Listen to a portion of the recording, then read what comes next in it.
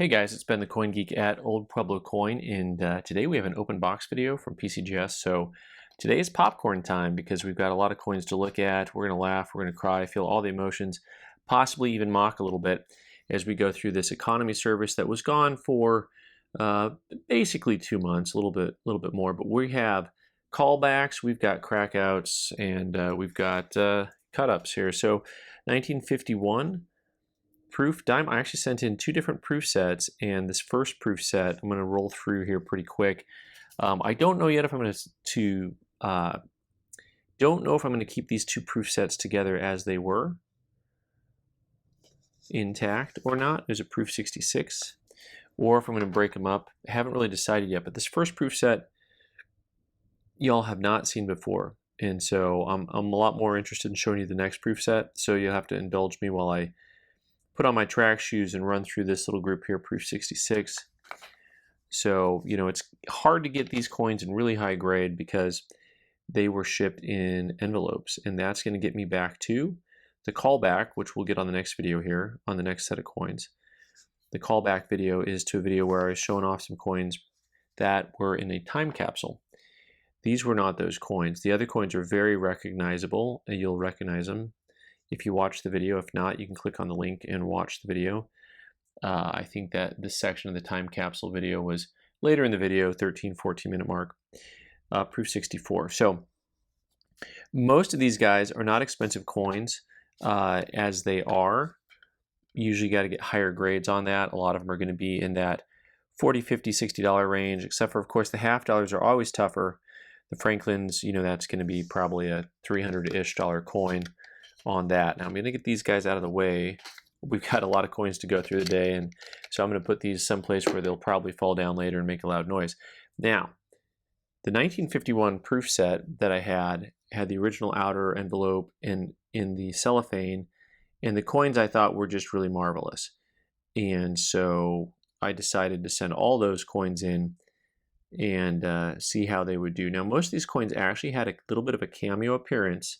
So they don't just have a flat, high, glossy sheen to them. They'll have a little bit of some cameo look. Hardest to get, in my opinion, on the cent. Proof 66 red. Lovely, lovely coin. Actually, the cent and the nickel are both very hard to tell because the cameo effect is almost never strong, right? So here you can see a little bit of a cameo effect to it, but it's just not super strong. The general idea on a proof 66 red is that's probably a $60, $75 coin on the cent. Here we go to Monticello and looking at this 1951 proof nickel. This one came back as 67, which is also probably a $60 or $75 type coin, you know, if it, as an individual piece.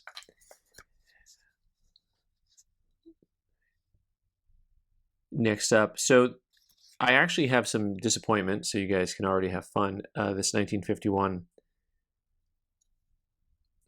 dime did not come back cameo. It came back just a straight grade, but also a proof 67. So nice grade. You know, this is the type of coin, I think if you send to NGC, they put a star on it, maybe, for that cameo appearance.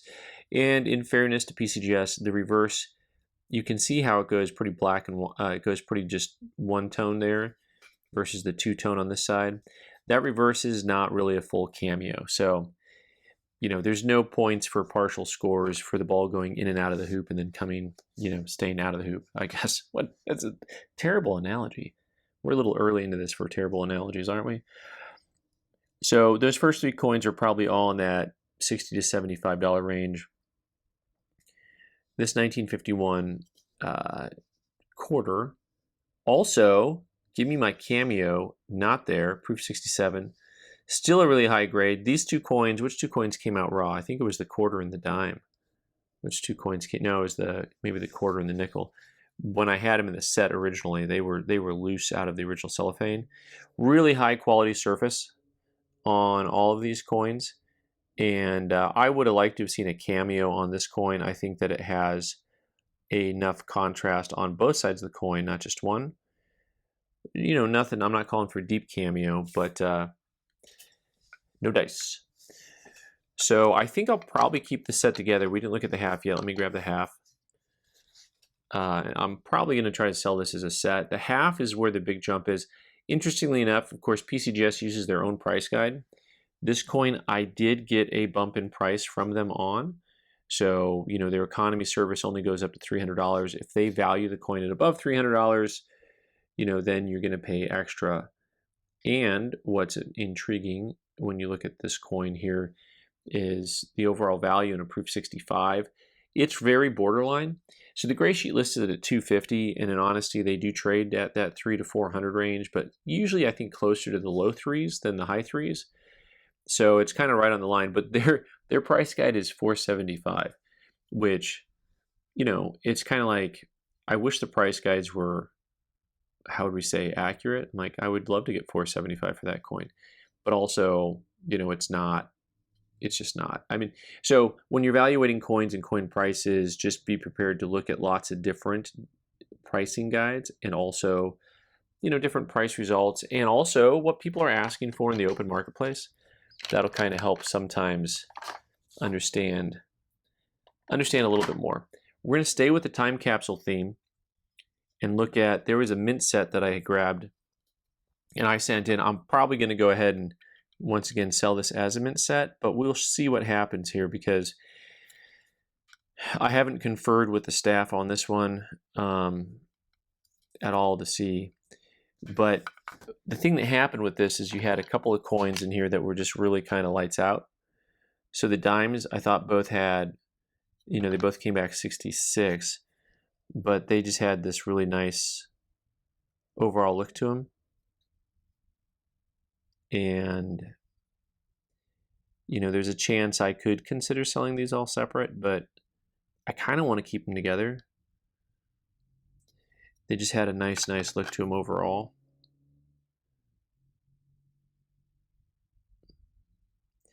So really got some purple rain on this coin here. Just both of your dimes had a lot of purple going on.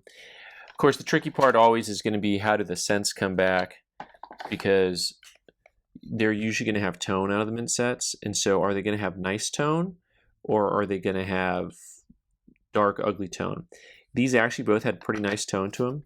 They aren't as brilliant as some. So I've owned some pretty brilliant pieces and you'll see those go for actually pretty big money. The toned collectors for Lincoln cents in high grade with vibrant color is pretty strong. Not as strong as I need it to be sometimes, but usually you got to get, if you get beyond the purples and start getting into the greens. So like this has a touch of it, that touch of rainbow fluorescence there where you're getting some of the greens. But imagine that just amplified tenfold. That's kind of what people are looking for. The quarters also had just that really strong tone to them, but the flesh on these things is fantastic. The original luster, super strong. I'm really thankful and grateful that PCGS straight graded all these coins as they should. We do get some mixed results, but this is a nice pairing here for these quarters. Just remember on quarters, whatever grade you think it is, knock it one.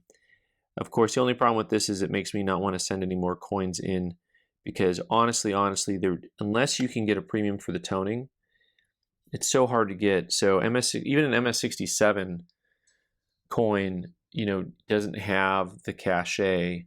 It's the jump is at 8 on that coin, right? So it's hard to pick out individual coins and send them all in and get them graded and do okay. But this set, once again, the silver coins all had pretty cool toning to them. The nickels are nickels. Sorry, Jeff. And you've got your silver coins or your copper coins came back pretty attractive. Both those cents came back pretty attractive. And then overall, both of these Franklins were kind of just dingers. 66 plus on this guy. And super high quality finish. Once again, gives me pause to send anything else in, because on an individual basis, really for the cost involved, you got to get near top pops on some of these guys to make them worth sending in. But these coins individually, once again, as I go back and forth, is whether or not to sell them as a set individually. I think on an individual basis, I can get decent money for the silver coins, because I think people really like that originality. The tone is just bright enough, and they're high enough grade. It's kind of like all of the things. It has all of the things that can make it a winner. All right, try to get these guys out of the way where I can knock them down. What's next? We had a bunch of stuff in this. We had a pretty mixed bag. I'm going to bring out some more Franklins that I had that I thought could come back a high enough grade to warrant getting graded. So this 1950D Franklin.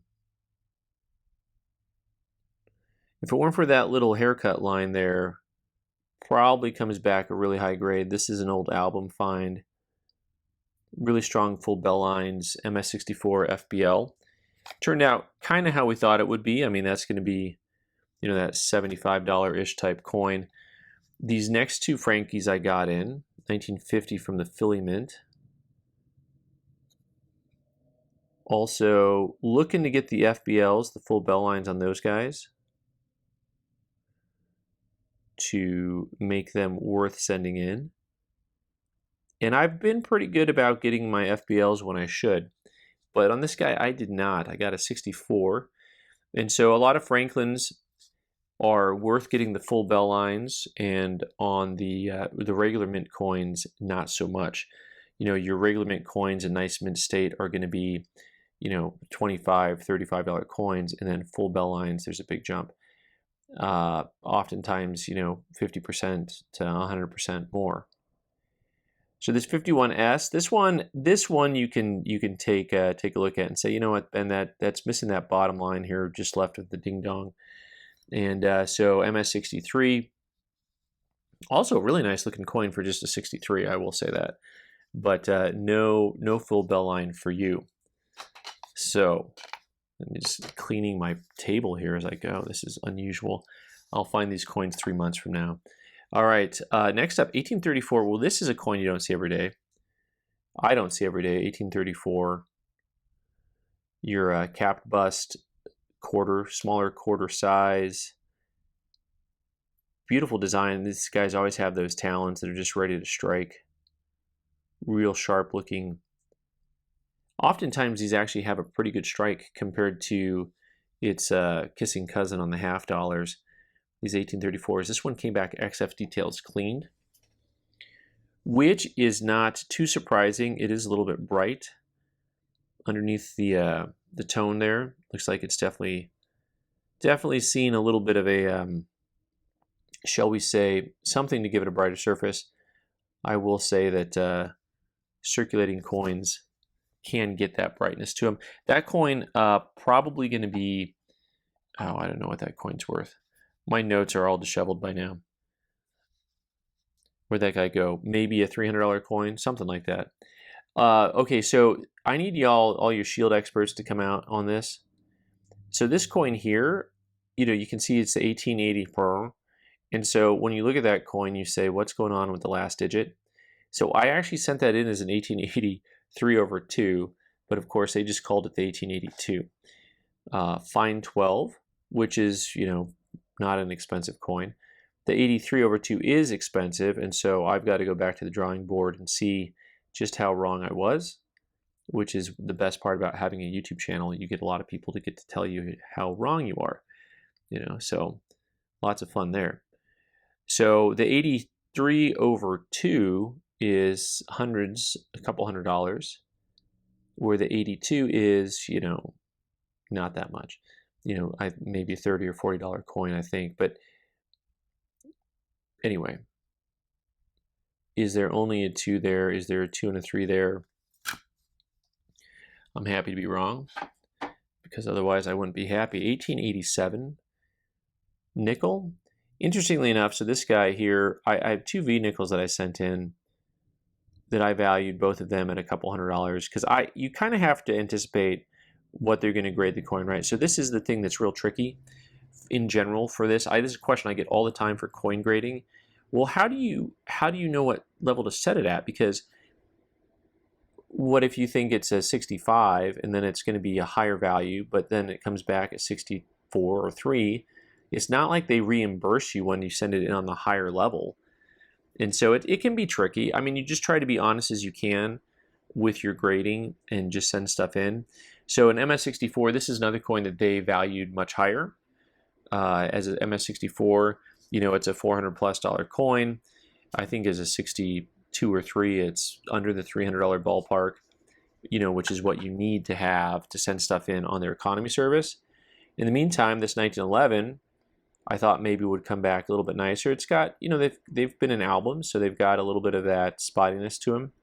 Both the coins do, right?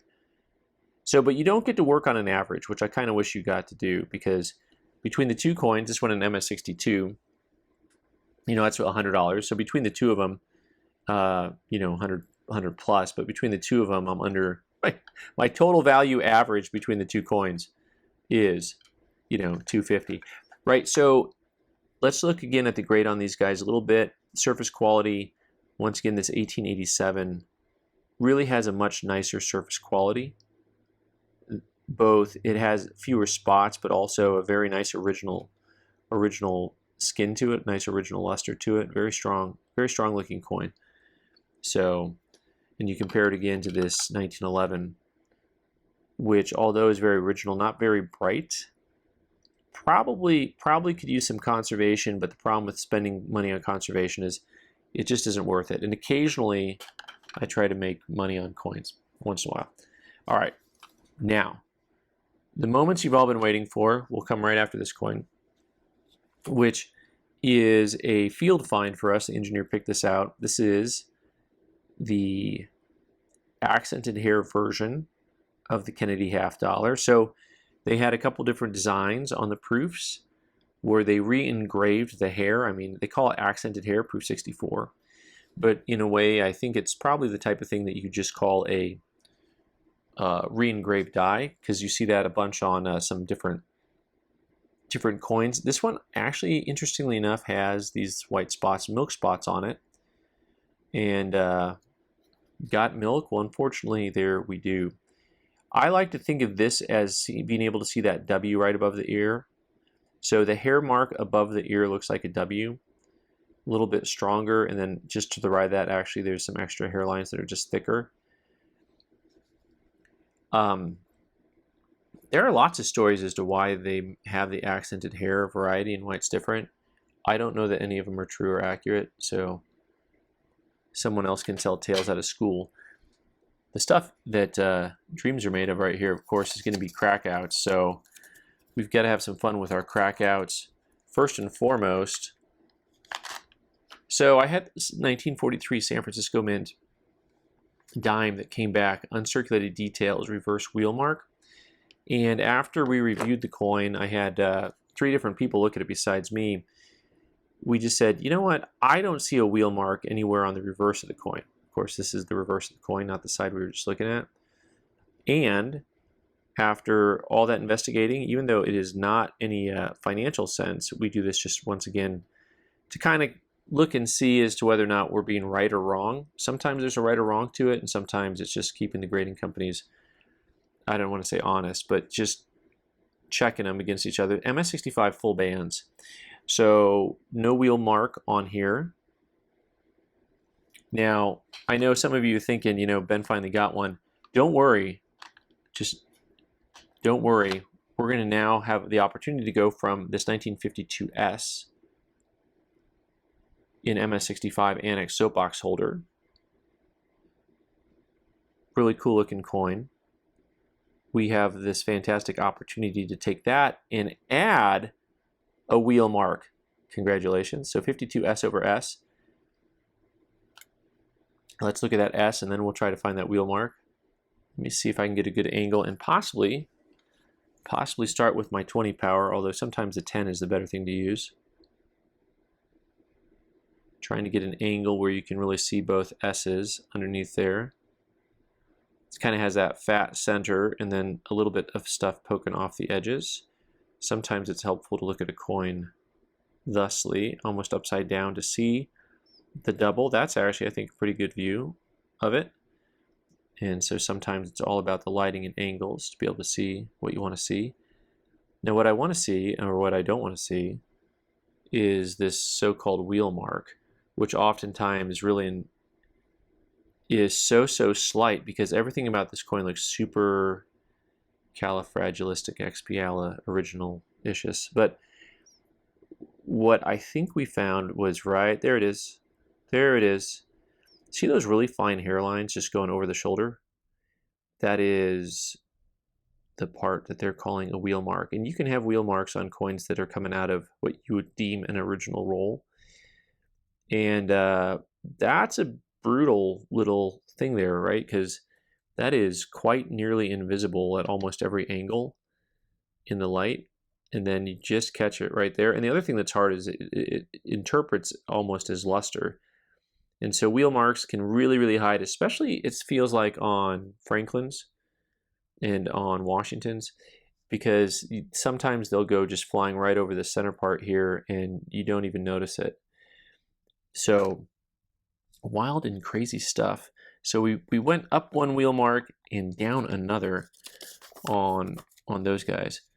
Now, where was I? Oh, last and least, we've got this 1953D MS64, which is actually the so-called Bugs Bunny variety, which you see oftentimes on a different year besides 53.